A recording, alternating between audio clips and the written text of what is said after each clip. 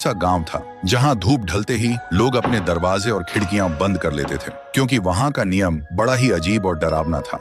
रात के ठीक 12 बजे से पहले हर घर के बाहर मिट्टी के बर्तन में सबसे अच्छा खाना रख दिया जाता था, क्योंकि वहां के लोग कहते थे अगर किसी ने खाना नहीं रखा तो सुबह तक उस घर का कोई ना कोई सदस्य मरा हुआ मिलता और उसका शरीर बिल्कुल खाली होता। इसलिए डर के मारे लोग खाना रख देते थे। इसी गांव में थुंग थुंग नाम का एक आदमी रहता था। वो इतना कंजूस था कि एक दाना किसी को देने से पहले 100 बार सोचता था। लेकिन एक दिन थुंग थुंग ने एक भयानक तरकीब निकाली। एक रात उसने गोल गोल पत्थरों पर आटे का लेप लगाया और उन पर घी जैसा पीला रंग पोतकर बाहर रख दिया। फिर आधी रात के बाद थुंग थुंग को बाहर से कुछ अजीब सी आवाजें सुनाई दी। डर और जिज्ञासा के बीच वह धीरे से उठकर खिड़की के पास गया और बाहर झांक कर देखा। एक साया झुककर उन पत्थरों को चबा रहा था। देखते ही थुंग थुंग का गला सूख गया। तभी वह धीरे से अपना चेहरा ऊपर उठाती है और थुंग थुंग देखता है। वह एक औरत थी। उसका चेहरा बिल्कुल सफेद था और आंखें सीधा थुंग थुंग की तरफ देख रही थी। और फिर एक पल में ही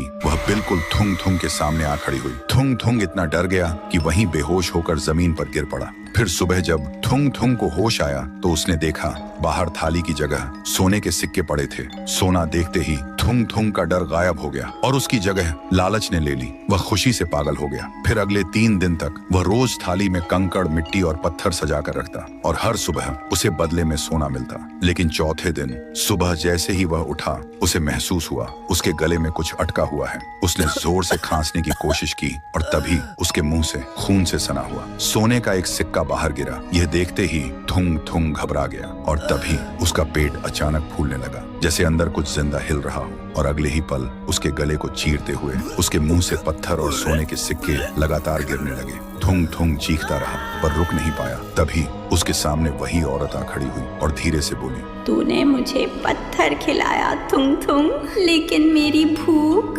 तेरे लालच जैसी थी जो कभी खत्म नहीं होती। तभी थुंग थुंग का शरीर धीरे धीरे सख्त होने लगा और देखते ही देखते वह पत्थर बन गया। अब उसके चेहरे पर मौत का डर हमेशा के लिए जम गया था। तभी वह औरत उसके करीब आई और उसके कान के पास आकर बोली, याद रखना, आज रात 12 बजे तुम्हारे घर के बाहर भी एक थाली जरूर होगी, अगर तुम वीडियो को बिना लाइक किए चले गए तो।